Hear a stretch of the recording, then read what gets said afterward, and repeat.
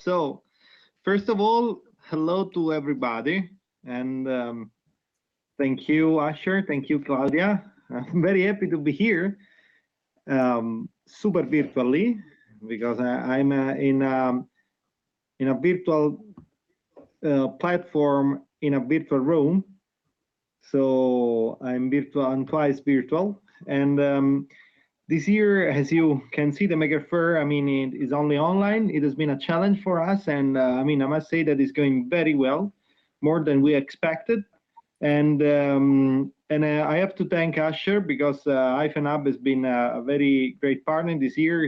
Asher has brought very interesting artists such as Claudia, and this Claudia's project is exactly in the line of the vision of this Maker Faire, you know.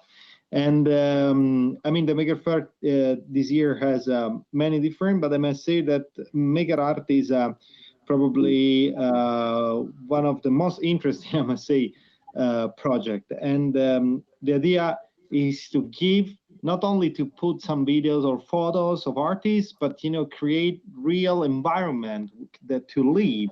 And this is why this project is perfectly in line with our vision. So I'm very happy. Thank you, Claudia, because I mean, it is great. We are socializing in a virtual space like that. So great. Thank you. And enjoy. I hope that you can enjoy the Maker Faire. I really suggest you to follow the next events.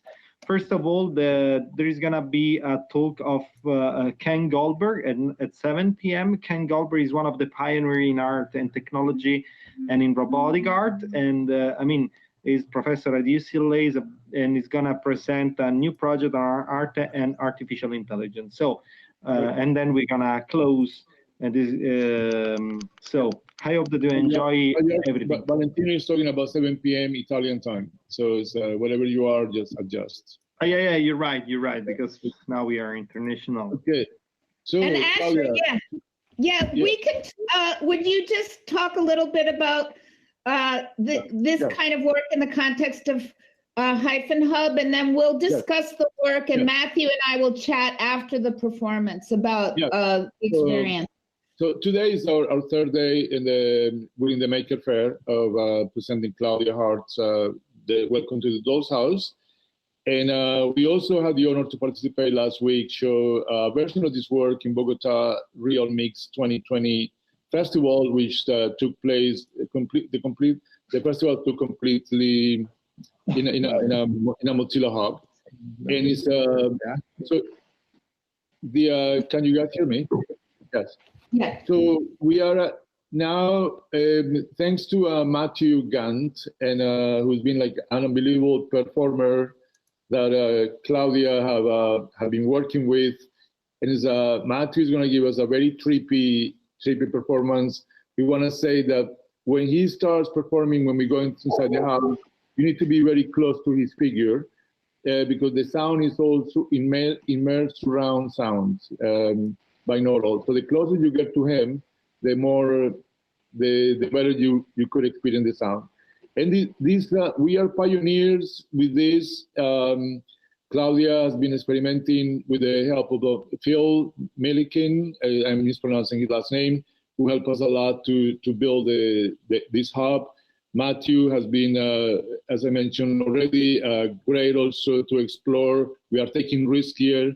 So we are very excited because I think this is like the closest that we, unfortunately, that we could be with another group of people that we know in a social space, and now especially that we enter again the closing down period. But this is representing a new version, new paradigms of that we are not going to go back. It's going to be hybrid style after things go back to normal, hopefully very soon. So thank you very much, and. Hyphen Hub presented a big project all week. I just finished a conversation with Christian Paul, also for the Maker Faire. That went pretty well. So, Claudia, do you want to say any words now? I'd like to say just when you go in there, folks, one of the things that creates the sense of realness is the closer you are to the player, the more you hear, the further away you are, the less you hear. But I also want to really, those of you, for example, who are virtuoso hubsers, feel free to fly. Feel free to walk through people, because we don't have to obey the same rules of politeness in the land of virtuality. You can occupy the same floor space as another avatar and not destroy their body or their vision. So I actually had a friend who was here yesterday who said it was tough because she couldn't see. And I said, why didn't you move closer? And she thought it would be rude. So it's not rude. We're in a different reality. And part of our research here is about what constitutes realness. And there's a certain amount of realness, like the voice coming louder when you're closer, and softer when you're further away. But the unrealness, I see somebody, Candace is wearing her headset, right? So that's why she has hands. But the unrealness means that you can interpenetrate a body and it's not another body and it's not rude. So let's also go. we can fly. We get superpowers as well. So you can fly, you could go across walls, some of the things that we could do. Yeah. So anyway, everybody, it would be great if you could hit your little blue ball with the bouncing mic so you could mute your mic and afterwards turn it back on. And let's, Matthew, shall we join you in the space, or do you want us to wait for you to set up? No, let's go ahead and hit it. All right. So yeah, let's follow them in.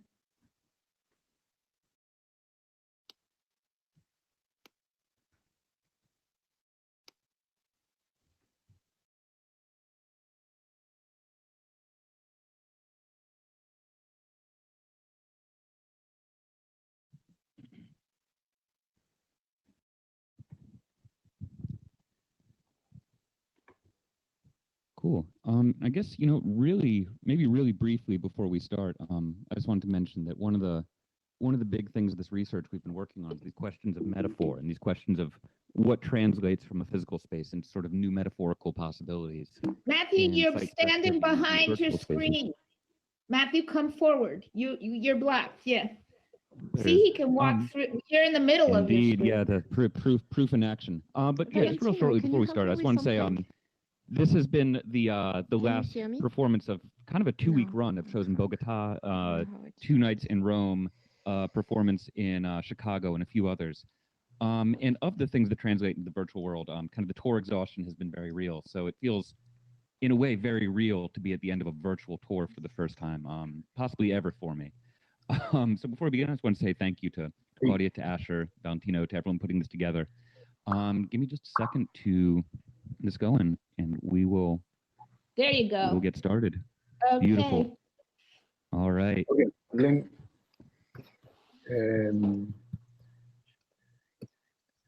okay.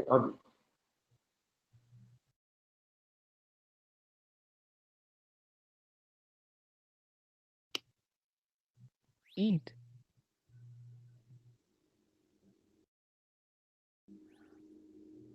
Why did I do that? Fuck. Oh, here we go. Yes. Okay. Here we go.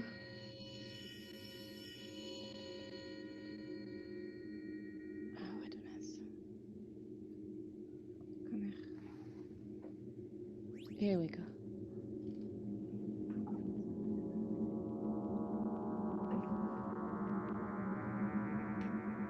Welcome.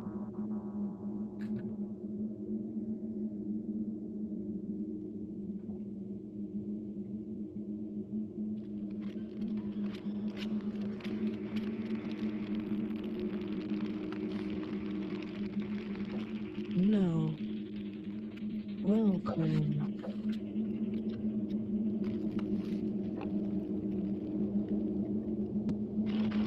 No.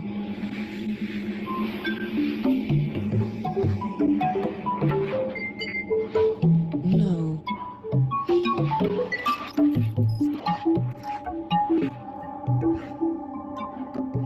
No.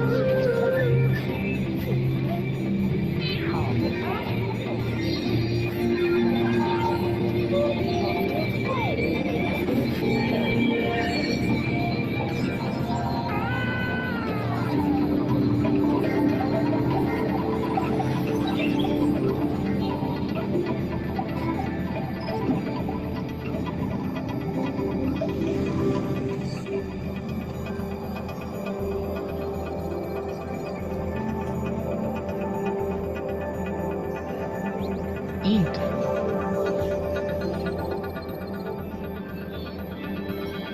Eat.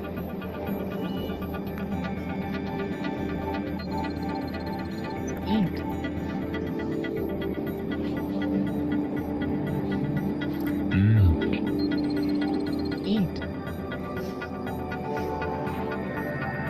Eat.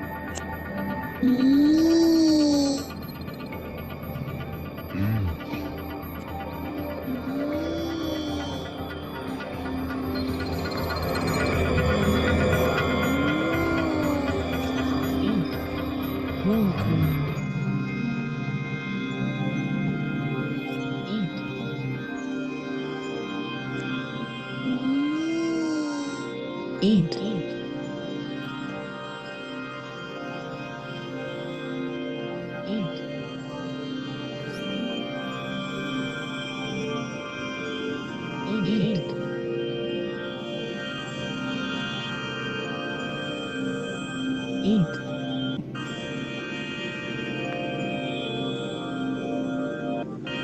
Eat. Eat. Eat. Eat.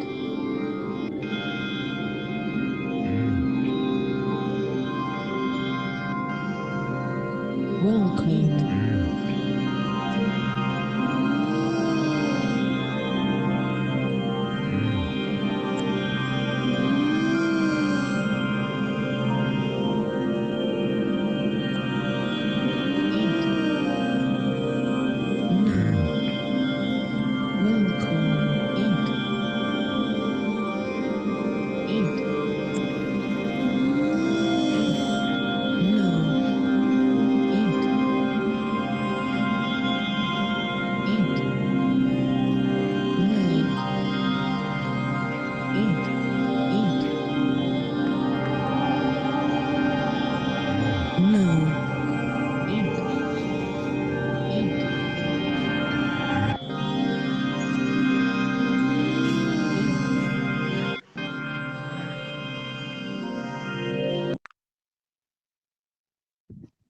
Thanks, y'all. Thanks so much.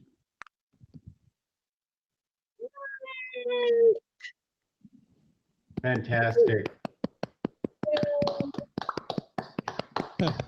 Thanks, everyone. We're still working on the fireworks and the pyrotechnics show.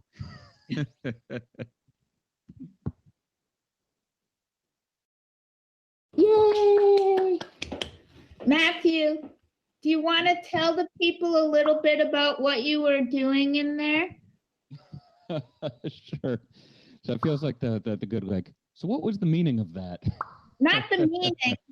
Forget about the meaning. I mean, we could just start by saying a little bit about like what you were doing, because I think what was cool about this was developing dramaturgical structures with the limited means of what we had and trying to give it a kind of excitement of improvisation and liveness.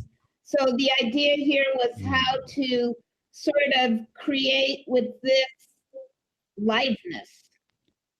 Yeah, and I can totally speak to that. So to contextualize this, my background is in experimental music and electronic music.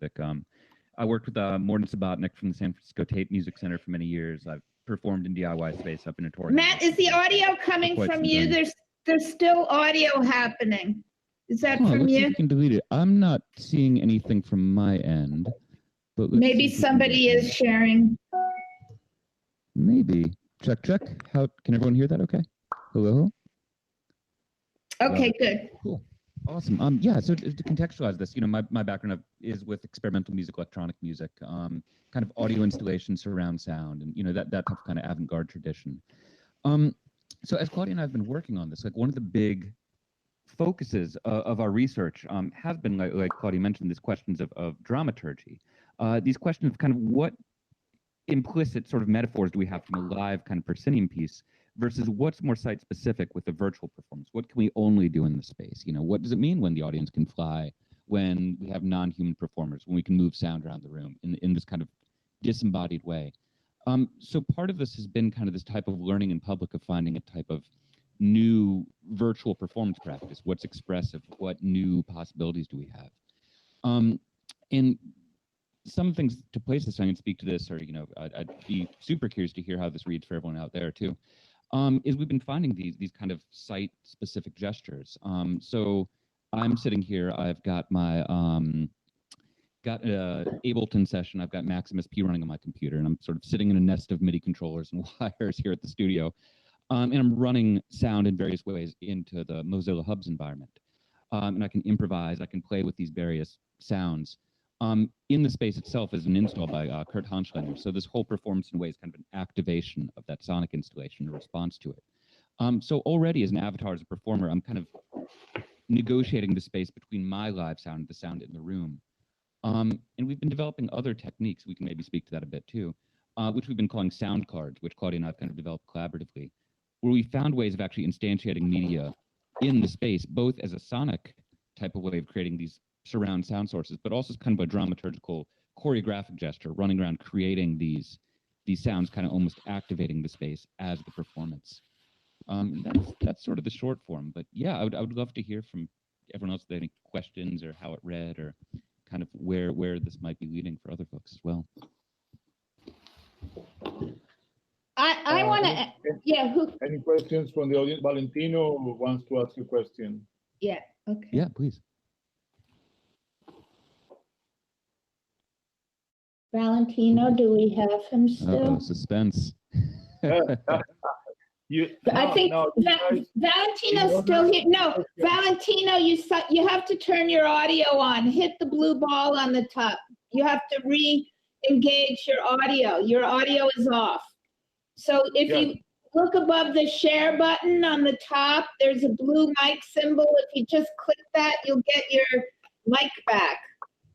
Yeah, everybody, you can unmute yourself so we can have a discussion now. Yeah, if you want to talk, you can unmute your mic.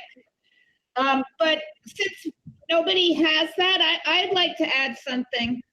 Candice has a question in the chat. She's asking, I have a question about the behavior of the audience. What's happening if everyone drops objects in the same? Ooh, that's a great one. Maybe I could speak to that. And it's one of the interesting things I think about this, just like you might have a 3-night run of a performance in a physical space. It's been a similar thing in this virtual space. And each night we've learned a little more. And it's funny, one of the things like we were talking about at the beginning was this question of audience etiquette, what the received wisdom is as far as, what are the behaviors of an audience versus performer, et cetera. And each night, I think we've encouraged people to sort of be more active, to feel a little more freedom and agency in the space. And tonight, I think, was terrific. Actually, I think it's the most we've seen the audience flying around. It felt like we had a nice little virtual mosh pit. I think there was this moment when this kind of synthesizer drone came and we all ascended into the air, and it just felt really, really special to me as a performer as well. But with regards to the objects, Candice had mentioned, because this is a social space, when someone creates something, you will see it, I will see it. Sometimes there's glitches. Actually, Claudia had texted me during the performance. I was kind of frantically performing while looking at my phone, that I think an object someone had placed but had not cleared out for them, but maybe for me, I was actually standing inside of something. So I think there's definitely questions of etiquette, but I think there's also these structural questions, and maybe not only just how do we optimize, but how can we actually leverage that as a creative element of the piece? Which feels like there's a lot of avenues I can see forwards with that too. Yeah. Well, I think there's something related, because this was the largest group we had in here, and there's also a lot of people who are pretty tech savvy. So the other times we performed this, we didn't have people frantically running around taking photos and throwing their cameras and photos in the room. And I thought that was sort of interesting. Like, would I ask you if I'd imagine that would happen to please stop? But it also was something about the levels of reality. In other words, I think that there's like an idea that you are a confusion about what's the hierarchy of realness once you get into these spaces. So here we had folks who were taking pictures and throwing them, on top of you. And I think they weren't trying to block you. It was just a kind of perceptual confusion about what was visible and what was invisible, what was real and what was unreal. When you're taking selfies in a site where everything is leveled and where the levels of reality are purposely or intentionally confused. Well, I'm taking selfies and I'm throwing them on the player, but I'm not meaning to block it because I think they're not perceiving it as having the same level of reality. And I think absolutely one of the things that we talked about a lot was like what imparts the sense of realness. And somebody in this audience, who is Candace, who has hands and is wearing her headset, said to me the other day that the term realness comes from queer discourse, that it originally comes from performance. Yeah, there. Yeah, you're at your computer. So Candace, maybe you can turn on your audio. So you can say, because who was the first person who was, yeah? Can you hear me? Yes, we can. Nice. How are you today? Hi. Hi. Yeah, I was talking about the realness because English is not my first language, and the first time I heard this word, it was maybe back in 2016 when I started to watch RuPaul Drag Race. I bumped into this reality show, which is a competition for drag queens, and they were talking about, the realness, and you got to embrace who you are inside. And yes, appearances are important, but what's really important is what you can show, what's going on inside your body, and show it and express it by your outside appearances. And like avatars are the same. We can be so expressive with what we will look like in VR. It's amazing. Yeah. No, beautifully said. And I mean, I think probably the kind of like heavy cis white dude in robot form disclaimer up front. But I think one of the interesting things, like you're saying, kind of tying these ideas together, whether it's the construction of gender presentation, the construction of identity, or even the construction of what a new medium or context might look like. Yeah, I hear that feedback too. But I think if everyone else doesn't mind just muting their mics for a moment, that might help. I think I'm actually, there we go. Wait, I think, Candace, I might be feeding back through your microphone, if you don't mind muting for just a moment. Yeah. This also reminds me, can you hear me? Yeah. It's Will. Oh, yeah, we can hear you. Go ahead.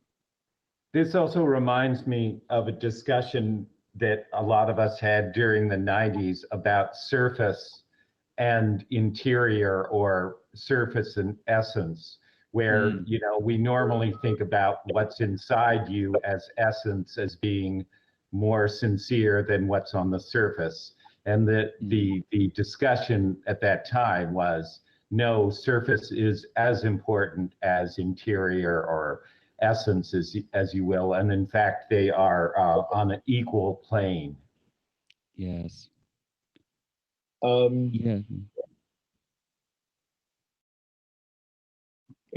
Sorry, Matt, this is something here unrelated. Valentino cannot hear any of us.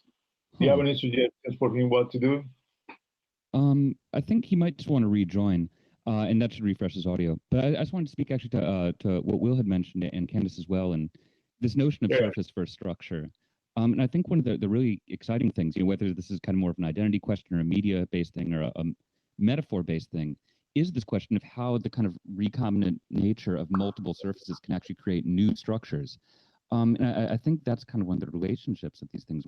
This type of research in performativity and virtual reality has felt very exciting because of this question, right, of are we just translating the metaphors we already have, or are we finding these new recombinant natures to create new metaphors? And actually yesterday in the talk back, we were talking a lot about, all right, well, is this a proscenium? Is it theater in the round? Is it a virtual, sweaty DIY club, or is it something else? And, I think the thing we settled on actually is we said, this is actually a public laboratory. Because, these are broader questions of just how do we play synthesizer music to a bunch of, kind of candy corns and blobs and robots, but more, what other metaphors for existing on the internet can we be? You know, as we get away from kind of like algorithmically optimized social media, how else can we exist in the internet? And I think, you know, even Ashford mentioned, you know, maybe these will be we'll each have our own little virtual union square that we can come hang out at our friends in. You know, maybe there's new ways of being. And I think the experimental arts can be kind of a methodology for exploring that. So this feels very exciting, both for creative reasons, but also for these larger kind of social, cultural questions as well. All right, I want to add, because Andrew is in the room here. Andrew, can you turn your mic back on? Where are you? Yeah, I'm up here. So Andrew and I and some other folks from CINMAT I was a resident at Pioneer Works about 2 years ago. Bethany is here. She's the curator, or was at Pioneer Works of performance, in which we were trying to develop a mixed reality in which you would have both us, VR that was projected, and live performers who were in the space in reality, whose bodies were running an artificial environment and having this experience at the same time. What I find the most interesting, ultimately now we're all stuck here, but I think meaning inside. But for me, the potential is the creation of the mixed reality of the liminal space as a potential for a kind of spiritual, fantastical experience. So what I imagine, Andrew, is that one can have live musicians, and you can have an audience of international people and other musicians, and they can exist, or dystopian. And I agree, right? Well, as with everything, that's sort of extreme, but basically this potential of being together with real bodies, artificial bodies, bodies that are in Rome or in Bogota, and also real ones that you're experiencing at once, is something that is a medium that and also has this embedded content that's very profound about realness and embodiment. And I think it's really interesting to just sort of bridge off of what Matthew was saying, in that idea that, okay, well, if we have these new paradigms for reality that are being created on the internet, or reinventing or rethinking about, reimagining what the internet looks like, I think there's a real space to break down the fourth wall too, and think about, well, what does the internet look like as it reaches out into our reality? In some ways, it's been forced in this COVID reality that we live in. But I think there's a real potential there. And it sort of reminds me of the history of media art as well, kind of digging deep into like the Gene Youngblood space, and talking about this idea of presentation versus representation, and how, you know, we're all co-present in this room that is a representation of us, while Matthew is, you know, sort of presenting in this virtual format. So I guess I'm not sure where that all leads, but I think there is a really potential interesting new paradigm that can be established, especially for live performance. So those are just, I mean, like me, which, you know, I run Hyphen Hub, which a lot of our programming is performance. This is for me, it's been very exciting to work with Claudia and with other artists that are doing spaces like this, like Pitu Segreira and other ones, and because it's like, it really is like a jam session. You could also, the potentials are infinite, you know, for the moment. In terms of, like, you know, each character could become, for one thing, you become like a little bit of a Sleep No More theatrical performance where everybody is part of the characters, of the actors. And then there is also all the different musicians artists from all over the world that could actually take part in a choreograph, like a performance type. And you could also work with surround sound. The space definitely could become part of so it's a much more theatrical / music live performance, and where we also get some superpowers that we don't have in real life. So well, the interesting thing too, as a musician, like in these spaces, I think one of the problems is latency over the network, and so it's never going to be like a real in-person performance. It's just not really possible in these rooms because of the latency that's introduced. But I think that also the technology shapes the performance practice as well. So.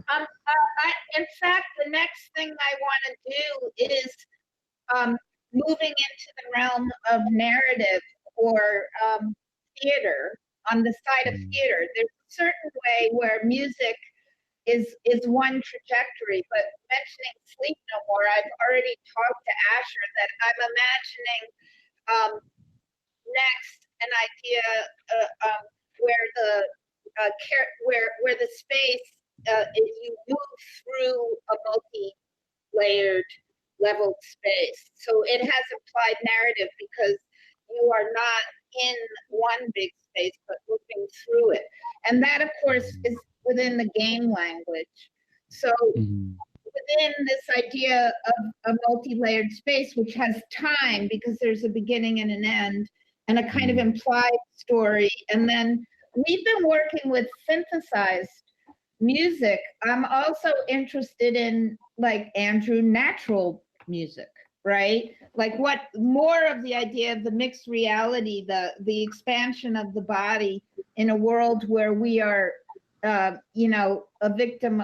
It's not going to go away. I feel like we're just at the beginning of these diseases and physical disasters, environmental. So a world in which we are indoors more, but there will be some outdoors, and how we can expand as a bodily experience in a life where the contact with the outdoors is less available or partially available. Yes, and hopefully that's not going to happen, but at least that we could have a hybrid style where we have these as an extension of what we do in real life. Yeah. But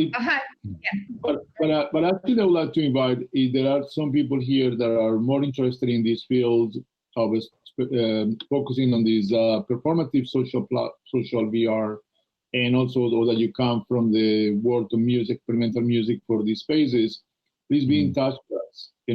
Claudia, Matthew, or myself, because I run Hyphen Hub, and we are experimental laboratory, taking risk and pushing the boundaries of what is, with our visions of the future now, which keep on, being reshaped by the hour.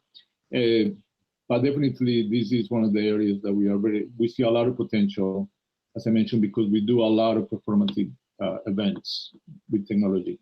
Cool. So I welcome anybody to want to talk more, be in touch with us. Okay, so that's it. Does anyone else want to say anything? Because are we finished? Should we be signaling? We are being Zoomed, folks. So you are all performers in something that is being streamed to the larger Maker Faire community. And so, yeah. Oh yeah, I was gonna say maybe if we'll wait and see if any Zoom questions come in. I just wanted to say, because I know we have a lot of music folks here tonight. I think we all kind of hit on this in these various ways, but there's that classic Marshall McLuhan quote about how we engage with new technology through the metaphors of the old rather than seeing what's truly new about it. So the car isn't genuinely something new. The car is a horseless carriage. VR concerts aren't new. They're just a more portable DIY club. So I think like Andrew was mentioning, even it's interesting how this technology tends to either drive new forms or it gets used to answer very boring questions. So there's this question of, how do we solve the latency so we can have a string quartet in VR? And at its root, maybe that's not the question, but we say, what new type of string quartet, what new type of quartet, what could only happen in VR? And I think that's where it's going. I think Asher and Claudia had kind of spoken to that too in the theatrical sense. And there's metaphors that draw. You nailed it. Sorry, cut you off. It's not about replicating reality. This is a new world, new planet. So we that's where we have to explore our minds and just explore the new ways of performing new types of music. What I have learned with Matthew with all this surround sound for virtual spaces is mind blowing. So we need to just jump into it and not try to mirror what we have outside and just do this. Yeah, explore this. Yeah, and I guess that's sort of the direction that I was speaking to, is that the technology itself shapes what's possible. So it's not that you can work to replicate or emulate the sort of past paradigms of performance, but I think in fact the new paradigm allows for certain things, and then it's a process of exploration as to what those things are. So you can get bogged down in the details of like latency and getting really precise, accurate chamber music. But I think to Claudia's point a bit earlier, one of the ideas was that, Ed Campion's wife, Danielle, was sort of this perfect paradigm because she is allergic and, sort of has to be, pulled away from the world. So what does it look like to have a virtual chamber for her performance, which I think is really interesting starting point. And it's strange that now we all find ourselves in this world where, COVID is sort of taken away social gathering, and we're all sort of stuck in that paradigm. But it also presents a newer, some ideas that maybe it's a new line of thought anyway. Well, that was where we originally started when we did the project for Pioneer. Was Ed and I got support and funding from Center for New Music and Audio Technology, where Andrew's getting his doctorate now, and Ed is the director. Because the idea was to make virtual chambers for chamber music inspired by Danielle, who I'm going to do the next project with, who is a girl in a bubble. Like, what does it mean to have liveness from this kind of bubbleized thing? And now it's not just that we're all in the bubble, because I'm looking forward to a less limited bubble, but it doesn't mean, I don't think it's not going to be so fast that we will go back into crowded rooms with many bodies. And that experience of multiple bodies squished together is also very related to the experience of trance or transcendental experiences. And so where can we go from here in a mixed reality is also, for me, the lab that we're working with. That's it. Yeah, exactly. Yeah. Okay, we have 5 minutes left. Anybody has one? This is the last call. Do you want to have any drinks? So just ask a question. And as we know, the bars are closing tonight in New York for a period, but this place is always open. We could make it as a place to come and hang out.